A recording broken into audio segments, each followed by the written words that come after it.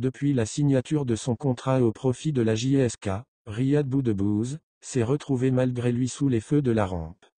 Il ne se passe pas un jour sans qu'une rumeur circule à son sujet. Le fait de ne pas avoir rallié la ville de Tizi Ouzou une semaine après avoir paraphé un contrat de 2 saisons avec option d'une supplémentaire a ouvert la voie à toutes les supputations. Or, une source proche de la direction nous a assuré qu'il n'y a pas de cas Boudebouz et que celui-ci devrait régler certaines affaires le concernant avant de prendre son vol à destination d'Alger. Il a signé son contrat dans la soirée de mardi dernier et il tente tant bien que mal de régler ses affaires. Il se serait même rendu en Arabie Saoudite où il a joué ses dernières saisons pour régler ses affaires. Notre source n'a pas souhaité nous dire davantage sur les affaires qu'il doit régler avant de venir, mais elle nous a assuré que sa venue sera pour bientôt tout en insistant à nous dire qu'il ne peut pas venir tant qu'il n'a pas réglé ses affaires. Depuis qu'il a officialisé son transfert avec les Canaries, les rumeurs les plus folles ont circulé sur sa signature. Bien qu'il y ait des joueurs qui ont signé dans d'autres clubs pour des salaires supérieurs à celui de Boudebouz, sur les réseaux on ne cesse de spéculer sur la mensualité de l'ancien numéro 7 des Verts. Il ne s'est exprimé qu'une seule fois depuis qu'il a signé son contrat et cela dans les colonnes de notre journal pour confirmer qu'il est officiellement à la JSK. En ce qui concerne sa venue, aucune date n'a été fixée pour le moment, mais il ne devrait pas tarder à rejoindre sa nouvelle équipe. À moins de 10 jours du match face à l'Olympique Agbou prévu le 27 de ce mois au stade Ossinaït Ahmed, les supporters n'arrêtent pas de se demander quand et ce qu'il entamera les entraînements avec l'équipe. Ils s'interrogent aussi sur l'état de sa forme puisqu'il n'a pas fait de préparation d'intersaison. Les dirigeants ne sont nullement inquiets par rapport à sa venue. Ils sont en contact avec lui et il leur a clairement dit qu'il viendra dès qu'il réglera ses affaires. Il sera sans nul doute soumis à un programme spécifique dès son arrivée à Tizi Ouzou et il lui faudra sûrement du temps pour qu'il retrouve sa forme optimale.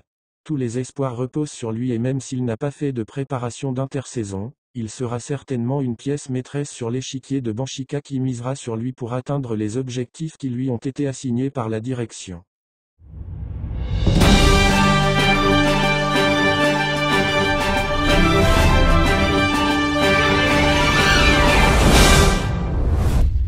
À jour 2 de cette manche retour du dernier tour préliminaire de la Champions League africaine qui opposera le CRB à son homologue de la Douane. Le coach Corentin Martin qui a été vivement critiqué après les choix qu'il avait fait lors de la manche aller jouer à Bamako va devoir rectifier le tir et tenter de trouver les solutions pour renverser cette équipe des douaniers de Ouagadougou. Le coach Belouiz Dadi serait d'ailleurs tenté par une révolution sur le plan offensif, où il pourrait bien sacrifier un de ses attaquants, notamment Meziane, auteur d'une piètre prestation à l'aller, pour lancer ses nouvelles recrues lors de cette rencontre. Il semblerait d'ailleurs que Martin serait tenté par lancer ses 2 nouvelles armes, à savoir le Sud-Africain Kanyisa Mayo, ainsi que l'ex-Kabyle Reski Enroun, lesquels seront tous les 2 titulaires à l'abordage de cette rencontre. Mayo sera l'attraction de Milou Dadefi. Acheté au prix fort, avec un transfert record à hauteur de 750 000 € que le club Belouiz Dadi a dû verser à son homologue sud-africain de Cape Town City, l'attaquant Kanyisa Mayo a fait ses débuts officiels samedi dernier à Bamako, lorsqu'il avait fait son apparition en cours de jeu, à la 72e minute de jeu, en lieu et place de l'Ivoirien Arafat Doumbia. La recrue la plus chère de l'histoire du club Belouiz Dadi, est toutefois pressenti titulaire ce vendredi à l'occasion de cette manche retour, où il sera bien question qu'il puisse apporter toute sa vitesse et sa percussion à la ligne offensive Belouiz Dadi. Mayo sera sans nul doute aligné en soutien d'Emen Mayo, lui qui devra toutefois prouver dès cette manche retour, tout l'investissement qui a été consenti par la direction pour s'attacher ses services. Enroun veut se racheter de son ratage monumental. Une autre recrue est également pressentie dans le 11 de départ Belouiz Dadi à l'occasion de cette rencontre face à la Douane.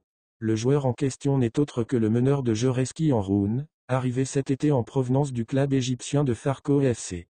L'attaquant de 28 ans qui a signé son retour dans le championnat algérien, après avoir évolué pendant 3 saisons à la JSK est pressenti titulaire sur le couloir gauche de l'attaque Belouiz Dadi. Plutôt habitué à évoluer sur le couloir droit, voire en tant qu'attaquant de soutien, Enroun pourrait bien jouer cette fois-ci à gauche, dans un poste qu'il a également occupé à maintes fois lorsqu'il était à la JSK. Enroun pourrait bien apporter toute son expérience lors de cette rencontre, lui qui aura toutefois à se racheter lors de cette partie, après avoir raté une occasion immanquable lors du match aller. Alors qu'il se trouvait seul dans la surface face au gardien burkinabé, il a trouvé le moyen de mettre le cuir hors cadre, alors qu'il avait les bois grands ouverts. Belkir en mode joker ? On peut bien s'attendre à voir le coach Martin faire confiance à un joueur qui a souvent fait la différence lors des rencontres africaines, en l'occurrence Mohamed Islam Belkir, mais ce dernier semble pas au top de sa forme. En effet, le jeune feu follet Belouizdadi a manqué les 2 stages de préparation effectués par son équipe en Turquie, puis en Tunisie cet été, et ce, en raison de sa situation vis-à-vis du service militaire. Lui qui a également manqué les 2 matchs joués à l'extérieur par la formation Belouizdadi lors des 2 tours préliminaires joués à Cotonou face au Leopard et à Bamako face à la Douane.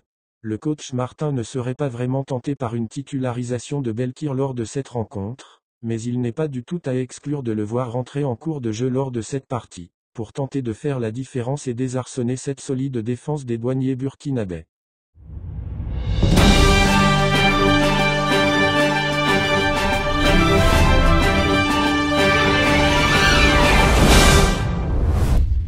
Les représentants algériens en Coupe africaine interclubs de football, le MC Alger et le CR Belouizdad en Ligue des Champions, et l'USM Alger et le CS Constantine en Coupe de la Confédération africaine, aborderont le 2e tour préliminaire, retour, avec l'objectif de composter leurs billets pour la phase de poule, à l'occasion des matchs prévus vendredi, samedi, et dimanche.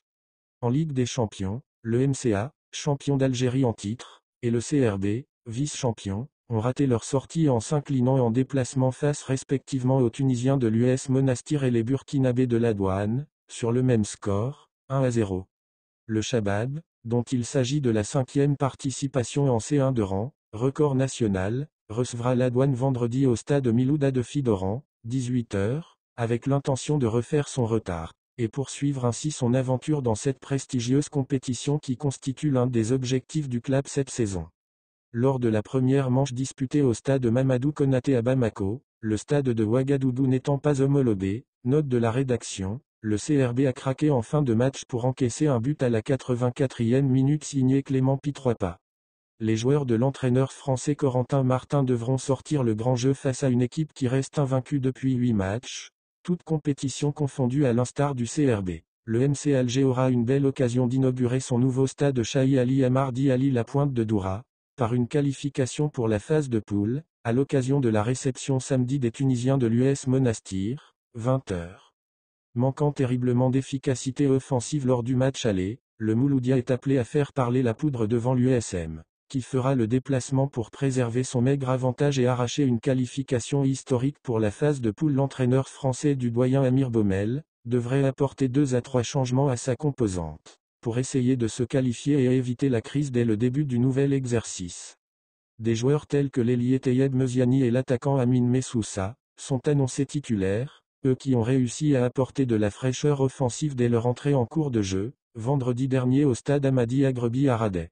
En Coupe de la Confédération africaine, l'USM Alger, vainqueur du Trophée en 2023 et demi-finale site en 2024, aurait pu éviter la défaite lors du match aller disputé samedi à Tunis face au stade tunisien, 1-0, si les joueurs avaient fait preuve de plus de concentration et de lucidité devant les buts. Désormais dos au mur, les rouges et noirs n'auront plus droit à l'erreur dimanche au stade Milouda de Fidoran, 18h, pour espérer renverser la vapeur devant un adversaire capable du meilleur comme du pire. En dépit de la prestation correcte réalisée lors de la première manche, les Algérois n'ont pu éviter la défaite, ce qui va emmener certainement l'entraîneur tunisien Nabil Mahaloul à revoir sa copie pour aligner un 11 conquérant. Contrairement aux autres clubs, le CS Constantine est idéalement placé pour valider, sans encombre, son ticket pour le prochain tour de cette compétition, quelques jours après la victoire décrochée à Accra face aux Ghanéens de Nsoatreman, 2-0, sur un doublé de Zakaria Banchaa.